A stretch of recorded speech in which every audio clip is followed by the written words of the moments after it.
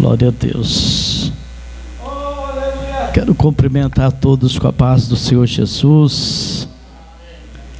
Grato a Deus por essa oportunidade de estar conhecendo mais um rebanho, mais uma igreja.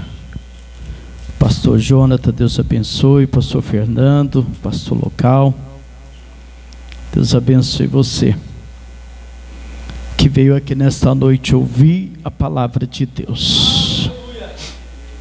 Pegue a tua Bíblia, você que o tem. Abra no livro de 2 Coríntios, capítulo 1. 2 Coríntios, capítulo 1, e o versículo 20.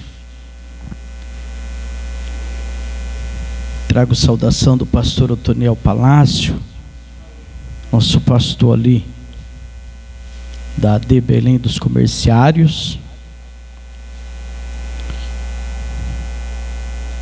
Livro de 2 Coríntios, capítulo 1, versículo 20. Você visitante pela primeira vez ou assiduamente tem estado aqui, Deus abençoe você que está nos honrando com a tua presença. Diz assim a palavra de Deus: porque quantas são as promessas de Deus, tantas tem nele o sim, porquanto também por ele e o amém, para a glória de Deus, por nosso intermédio. Porque quantas são as promessas de Deus, tanto tem nele o sim, porquanto também ele o amém, para a glória de Deus, por nosso intermédio. Podeis assentar no nome de Jesus. Já expressei minha gratidão por estar aqui. Aleluia. Se tem uma pessoa que tem motivo para agradecer a Deus e regozijar na presença dele, sou eu. Está com quase 3 meses que eu sofri um acidente, e na proporção do acidente, eu e meu filho não estaríamos aqui, ou meu filho não estaria mais aqui. Mas eu louvo a Deus que o Senhor nos guardou e nos livrou. E é por isso que eu estou aqui nesta noite. Incansavelmente o pastor Jonathan sempre me convidando, desde o ministério, quando nós estávamos na Deus e Amor. Mais de 20 anos de ministério, o Senhor nos mudou nossos caminhos. Hoje estamos na Assembleia de Deus. E ele sempre vai lá no comércio e fala: quando você vai lá? E eu brinco com ele: depende do cachê. E ficou nessa brincadeira. Mas o Senhor vai preparar um dia de nós estarmos lá glorificando a Deus, ministrando a palavra do Senhor. Sempre há uma preocupação quando estou aqui diante do altar do Senhor para ministrar a palavra de Deus. E ao decorrer da semana, e sempre atento o que eu vou dizer para aqueles que vão estar lá naquela noite. E o Senhor colocou uma palavra ao meu coração propícia para nesta noite.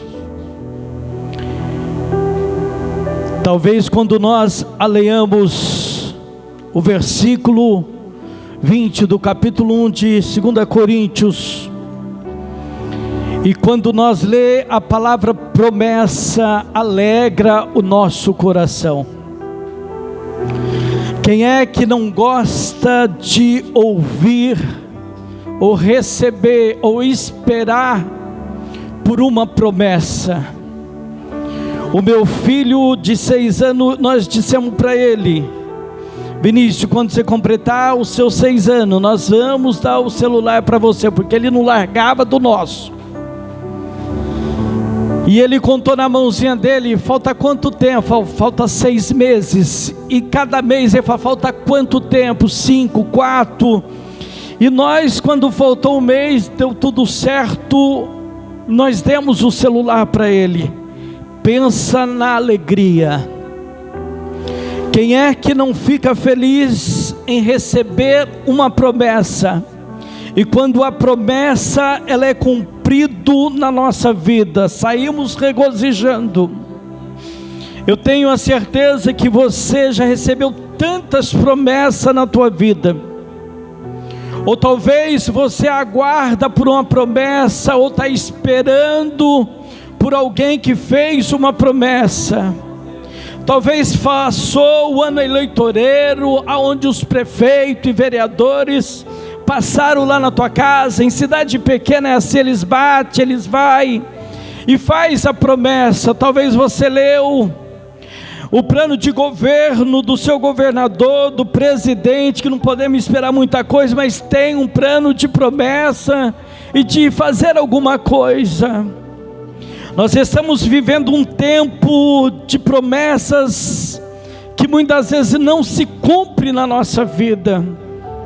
Estamos vivendo um tempo que a palavra promessa está daquele jeito, depois eu faço, depois se der certo, mas na hora de fazer a promessa, o coração nosso fica ansioso. Quando é que o prefeito vai cumprir? Quando é que o irmão disse vai cumprir? E nós aguardamos por alguma coisa que fizeram promessa para nós. Quando eu leio esta palavra, dá um entender que eu vim aqui nesta noite pregar para você sobre a promessa de Deus que alguém fez na tua vida. Eu não discordo e não sou contra quando alguém sobe neste altar e fala alguma promessa de uma casa própria. Quando alguém diz para você que você vai ter uma chave nas tuas mãos, não sou contra esse tipo de coisas. Mas nesta noite, se você prestar um pouco atenção, eu irei mencionar talvez as 3 maiores promessas que estão inseridas dentro desta palavra, que eu e você talvez já vivenciemos 2, e uma nós estamos aguardando ansiosamente. O bom desta palavra e deste versículo está dizendo que porquanto, na outra tradução está dizendo todas quantas, as promessas de Deus nele tem o sim. O bom é que tem uma afirmativa de Deus. Eu já quero liberar para você nessa noite. Se subiu um homem de Deus aqui e falou no nome de Jesus Cristo, tem o sim de Deus, vai se cumprir na tua vida a promessa que ele fez na tua vida. Não importa se seja um carro, ou uma casa, ou uma porta aberta, se ele falou, ele vai cumprir na tua vida.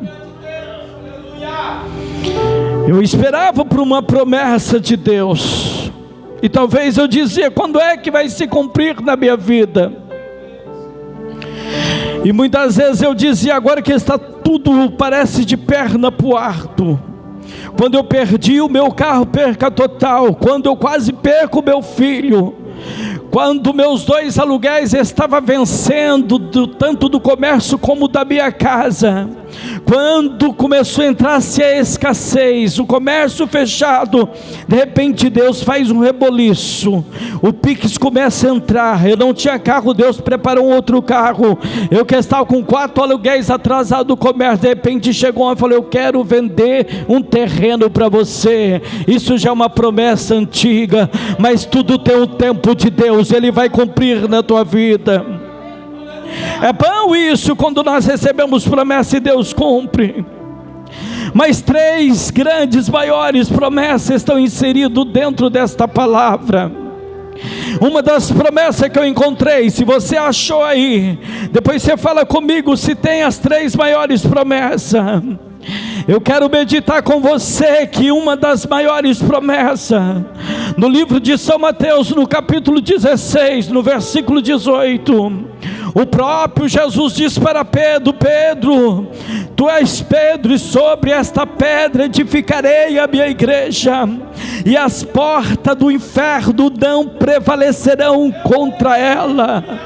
Essa é uma das 3 maiores promessas inseridas dentro da palavra de Deus.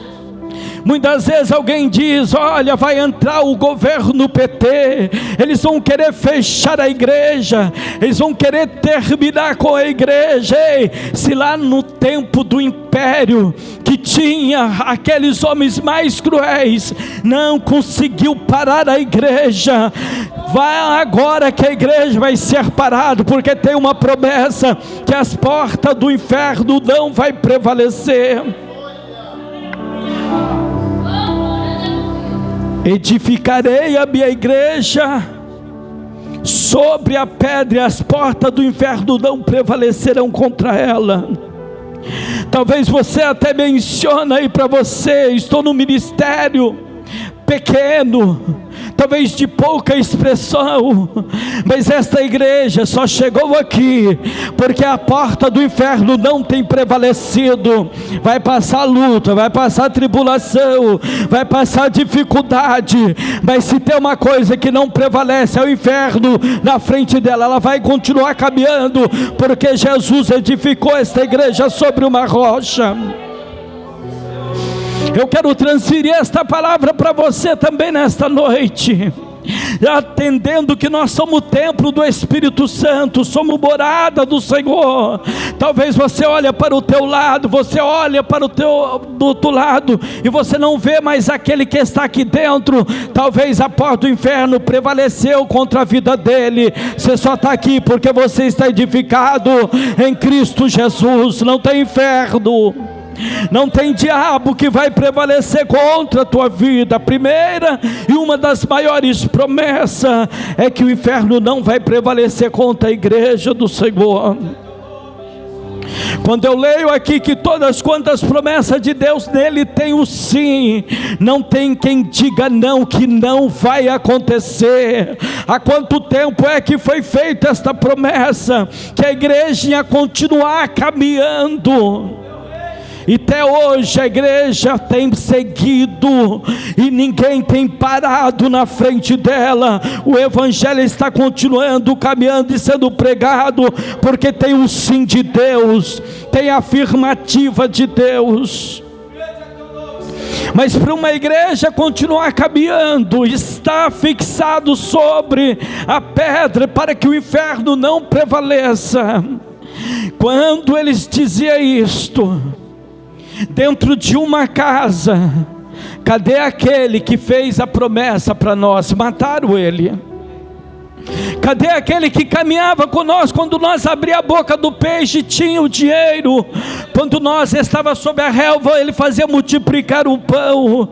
Quando nós estava no caminho, ele fazia os olhos do cego enxergar. Cadê aquele homem que fez a promessa? Mataram ele.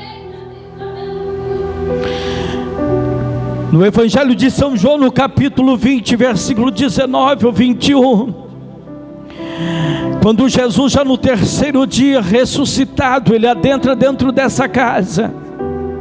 Talvez Tomé começou a semear a dúvida dentro daqueles homens que estava trancado. Olha, aquele que fez a promessa de edificar a igreja sobre você, Pedro, que teve a palavra, ele não está mais no nosso meio. Se mataram e se venceram ele, eles vão pegar nós também. A igreja não vai dar uma sequência, o evangelho não vai conseguir progredir aquilo que ele tinha prometido. Jesus adentra dentro daquela casa, 11 homens, estava trancado com medo, e ali eles conversavam. E já era num domingo. Jesus adentra dentro daquela casa, coloca paz no coração daqueles homens, conversa com ele, tira toda a dúvida deles. Olha, para uma igreja continuar a permanecer, e que as portas do inferno não venham prevalecer contra ela, precisa do Espírito Santo. Igreja edificada sobre uma rocha, as portas do inferno não podem prevalecer contra ela. Uma igreja, para continuar, precisa do Espírito Santo. Jesus assopra sobre a vida dos discípulos. Segunda maior promessa, a presença do Espírito Santo sobre a igreja. tem o sim de Deus, tem a afirmativa de Deus. É que Paulo está dizendo aqui: todas quantas promessas de Deus tem o sim de Deus. Ele fez uma promessa de edificar a igreja. Ele prometeu de enviar o Consolador, mas cadê o Consolador? Espera aí, discípulo, eu vou soprar sobre vocês. A Bíblia diz que eles foram cheios do Espírito Santo. Aquilo encorajou eles a abrir a porta e sair daquela casa que ele estava com medo. Ainda que foi atrás de Pedro, ele tentou se disfarçar, mas ele estava cheio do selo do Espírito Santo. Tem mais uma caminhada ainda para frente, mas não era só isso, assoprar ele ser cheio do Espírito Santo. Precisava alguém, o povo, evidenciar a presença do Espírito Santo. Precisava a promessa de Joel se cumprir, que ele derramaria do poder de Deus sobre toda a carne. Mas ele já soprou na minha vida. Talvez os discípulos, ou alguém dizer: eu já estou cheio do Espírito Santo. Mas alguém precisa ver que você tem a presença. Alguém precisa ver que você tem o Espírito Santo na tua vida. Alguém precisa testificar que você tem o Espírito Santo sobre a tua vida. Alguém precisa passar aqui na frente e ver que aqui essa igreja não só está edificado sobre a rocha, mas tem o Espírito Santo de Deus aqui dentro também. Atos capítulo 2 começa a narrar que evidencia a presença do Espírito Santo. Veio um vento veemente, encheu casa, um som diferente daqueles louvor daqueles que o esperavam. Quase 500 irmãos esperavam pela presença do Espírito Santo. Foi se passando os dias, o povo foi indo embora. Foi se passando os dias, a segunda maior promessa não vai se cumprir. Foi se passando o dia, foi se esvaziando a casa. Glorifica a Deus que você está na presença do Senhor. É porque você tem a presença do Espírito Santo. 120 pessoas permanecem, 380 aproximadamente vai embora. Este caminho, servir a Deus, não é para qualquer um. É para aqueles que Deus edifica sobre a rocha. É para aquele que vem no culto e se derrama na presença de Deus, e derrama o alabastro e vai até a presença de Deus e sente a presença do Espírito Santo. Derramou a presença do Espírito Santo, foram falar em línguas estranhas, línguas repartidas como de fogo. Aquilo encorajou Pedro. Aquele que tinha medo de ser morto, quando ele abre a porta, começa a pregar a palavra de Deus, vidas são impactadas. 3.000 almas se rendem aos pés do Senhor Jesus na primeira pregação de Pedro. Muitas vezes não basta só estar edificado sobre a rocha, precisamos ter a presença do Espírito Santo. Está cheio de igreja por aí, lotado de gente. É melhor ter pouca pessoa, mas está cheio da presença de Deus sobre este lugar. É melhor ter pouca pessoa, mas a porta do inferno não vai prevalecer, o pecado não prevalece, o adultério não prevalece. Todo cheio do Espírito Santo.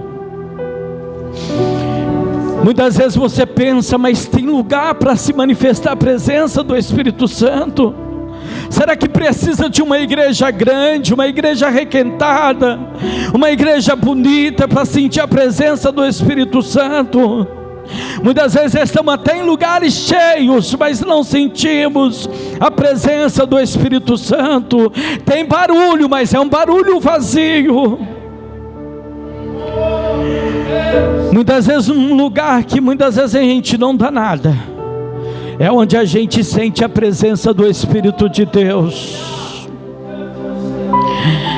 Para aqueles que já ouviram falar, ou já viram reportagem, Para quem olhava para o Carandiru, casa de detenção de São Paulo, lugar improvável, lugar que ia só a escória da sociedade. Quem é que dizia que lá dentro podia ter transformação? Quem é que dizia que lá dentro poderia ter a presença do Espírito Santo modificando vidas? Eu adentro por aqueles portões depois de 4 meses de prisão,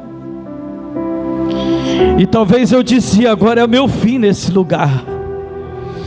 Prédio, apartamento enorme, 8.000 presos, todo dia cheirava e inspirava morte naquele lugar, todo dia morria um. Quando se pairava a alegria da visita da família aos domingos, terminava a visita, começava a cobrança, havia gritos e desespero, pessoas sendo mortas, porque não cumpriram, porque não pagaram. Mas quando eu adentrei lá, tinha uma porta de uma igreja das Assembleias de Deus, tinha uma igreja universal, tinha a igreja Deus e Amor, tinha a Congregação Cristã do Brasil, e fiquei ali no pavilhão 2. Para onde que você quer ser dispensado? Quero ir para a igreja. Fui para a igreja, e quando de repente no pavilhão 8, num culto à tarde, chamou as pessoas para receber o batismo com o Espírito Santo, e lá nós começava a dar glória, glória, glória, glória, e aquilo ali tomou aquele lugar. Mais de 20 pessoas foram cheios do Espírito Santo. Estava eu lá, saí do pavilhão 8 falando em línguas estranhas até o pavilhão 2, um lugar para a sociedade não tem como manifestar, num lugar que para a sociedade não tem restauração, não tem a presença do Espírito Santo. Eu estou dizendo isso, não importa o lugar que você está, se você clamar por nome de Jesus, o Espírito Santo de Deus, Ele vem sobre a tua vida, e você é cheio, você é renovado, você é batizado com o Espírito Santo, você é encorajado a sair. Pessoas vão começar a notar diferença na tua vida. Tem que evidenciar a presença do Espírito Santo na tua vida. Tem pessoas que andam por aí, diz que é crente, mas não testifica. Moisés sobe no monte, desce, as pessoas começam a olhar e começa a ver um resplendor sobre a face de Moisés. Ali era a presença do Espírito Santo. Quando tinha um homem que andava para lá e para cá, passava, a mulher cutucou o marido dela: vejo que é um homem de Deus que passa ali. Ela conseguia enxergar isso na vida do profeta. Pessoas têm que ver o Espírito Santo de Deus na tua vida. Irmão Wesley, eu tenho a primeira promessa, eu tenho a segunda promessa na minha vida.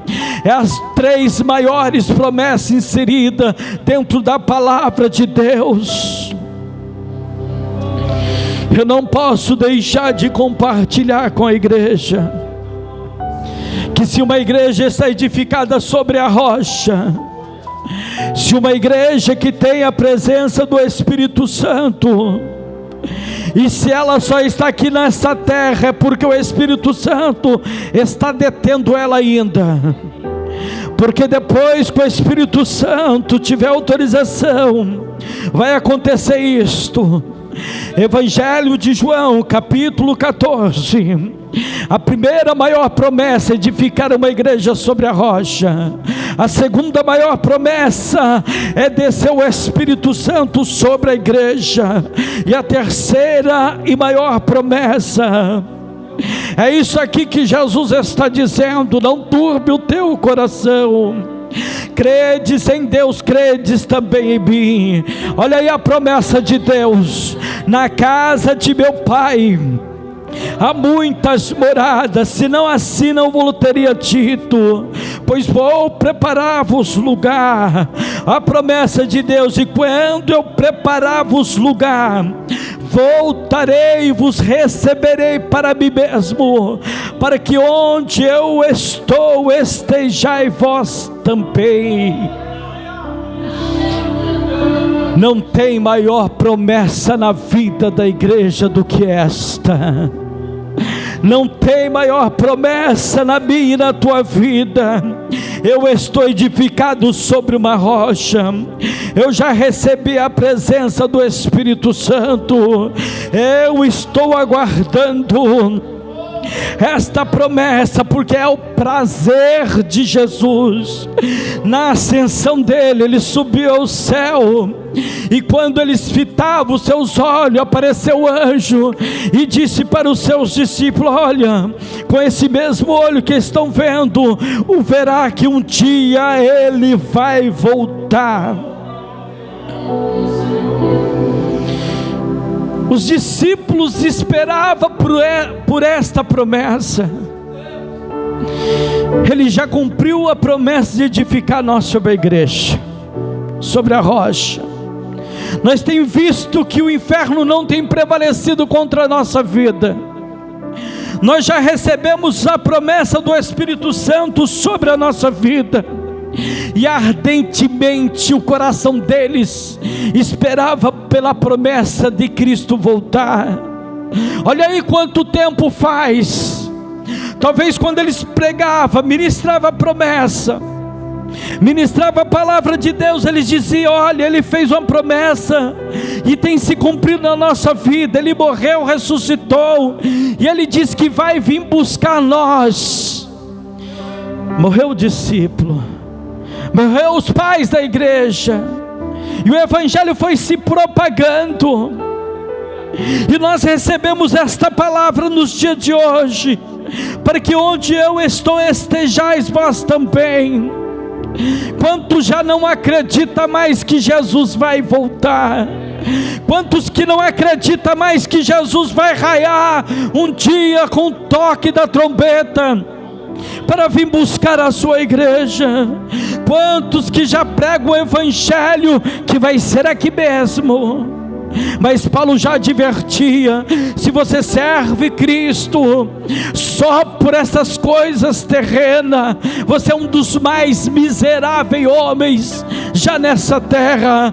Tem que ter essa esperança no meu e no teu coração, de que nós estamos caminhando aqui, estamos passando por luta aqui, mas um dia isso tudo vai passar. Mas já faz mais de 2000 anos, até quando nós vamos sustentar esta promessa?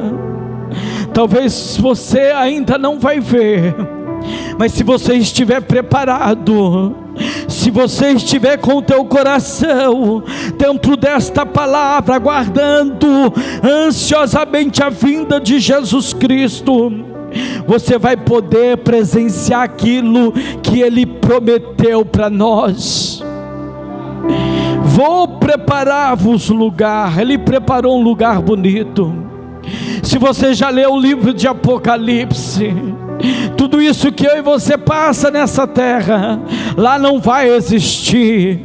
Esse choro que você muitas vezes chora por uma aflição, por uma luta, Ele vai enxugar todas as lágrimas.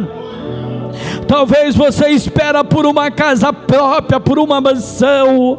Ele tem preparado algo muito grande para nós.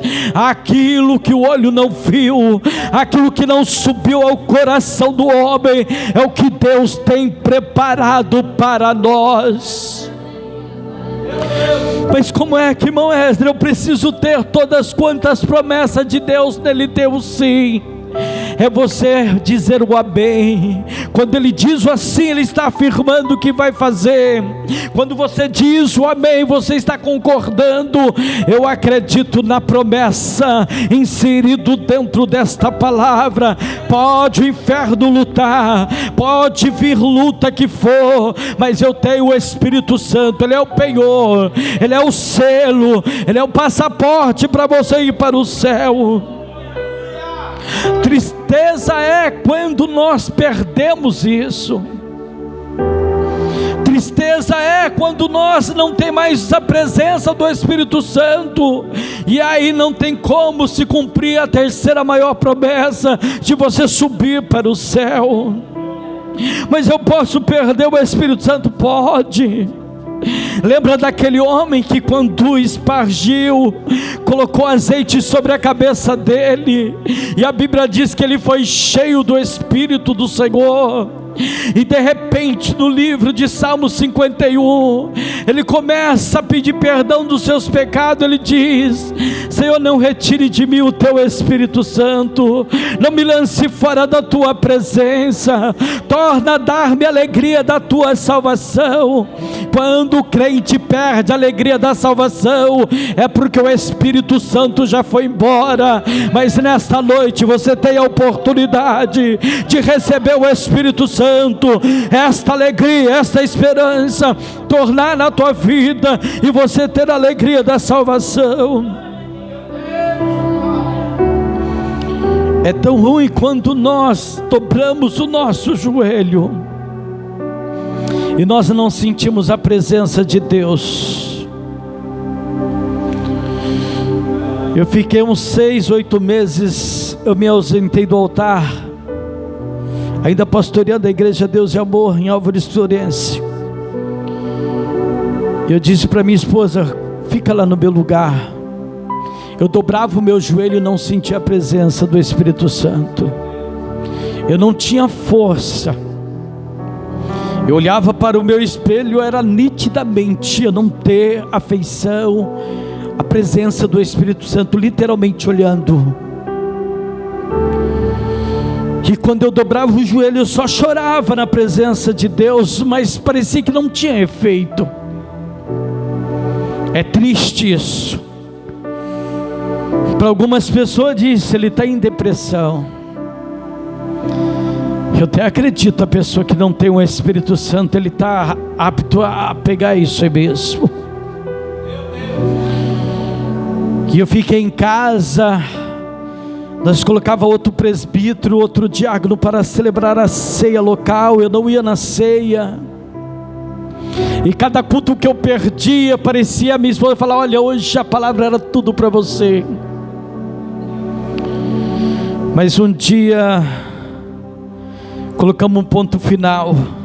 Era um momento, sabe aquele momento que parece que tudo não vai dar mais certo. A gente quer chutar o pau da barraca, a gente quer quebrar, despedaçar o 8, jogar o 9 fora, sabe lá o que faz com o 10. Mas um dia eu vou num culto e o Senhor reaviva a promessa da minha vida. Eu começo a chorar, mas um choro diferente, um choro de arrependimento, um choro quando nós queremos mudar de atitude, mudar de vida. Mas como pode um presbítero da igreja Deus de Amor, ou pastor da igreja Deus de Amor, como pode subir no altar e não ter a presença do Espírito Santo? Eu pregava a palavra de Deus, as pessoas falavam em língua e eu não sentia nada. Eu falei: eu preciso me ausentar. Mas um dia eu falei: Senhor, não retire de mim, Senhor, torna dar-me para mim.